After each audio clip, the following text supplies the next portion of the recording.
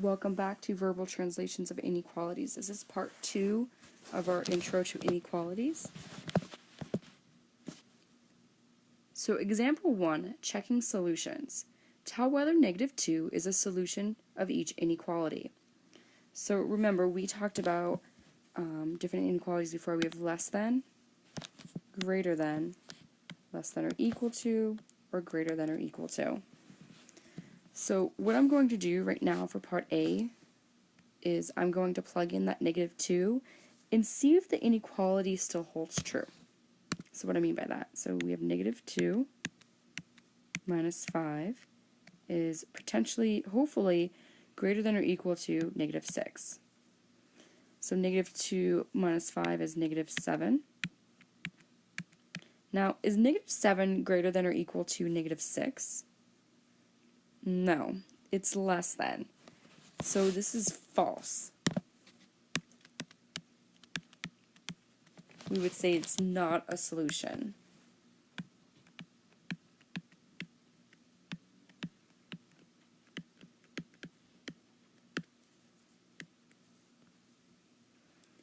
Let's see what happens in the second example. So tell whether -2 is a solution to the inequality. So remember, if they're next to each other like this, the -5.5 and the y, that means multiplication. I always get in the habit of when I put something in, I include parentheses around it, and that helps me remember what operation is really happening. So -5.5 times -2 is positive 11. So is positive 11 less than 14? Yeah. So this is true. And yes, it's a solution.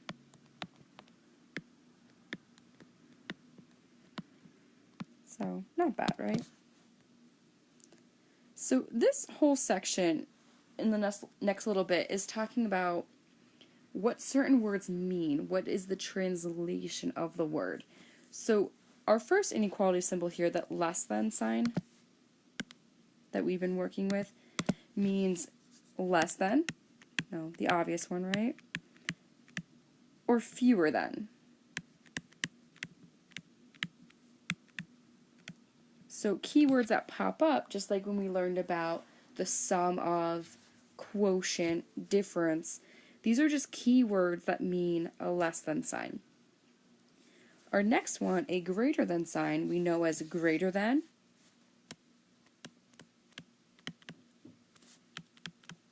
or we can say more than.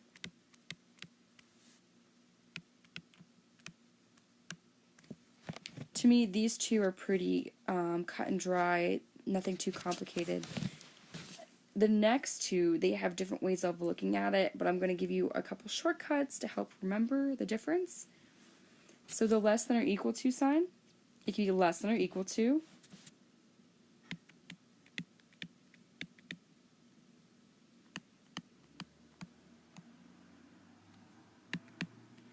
and then here's a couple of the different ones. We can be at most, or no more than.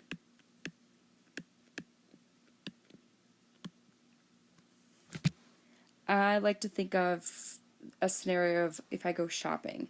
If I spend at most $50, that means I can spend $50 or less. I cannot exceed that number.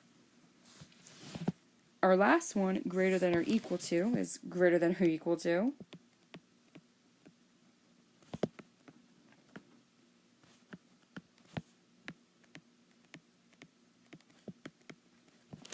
at least or no less than.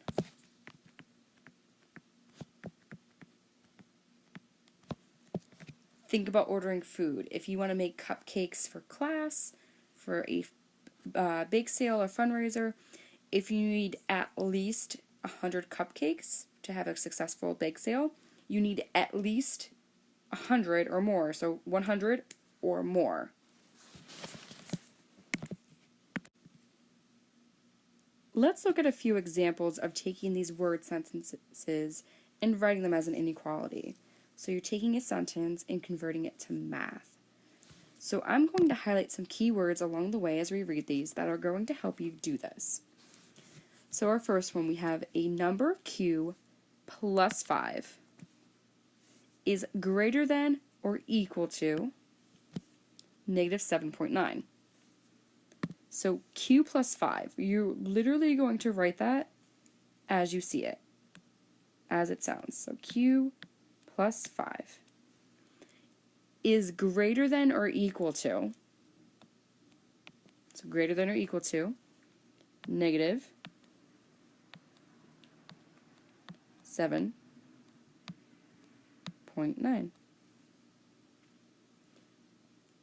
Not too bad, right? Part B, a number x is at most negative 10. The key word here is at most. So if you struggle with finding them at first, always highlight or underline these keywords to help you navigate through it.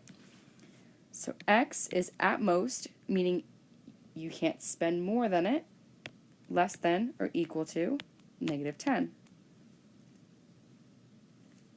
Our third one here, twice a number y. The word twice, that's a key thing that we talked about before. That's 2 times y is more than negative 5 halves. So more than just means greater than 5 halves. Negative 5 halves, sorry.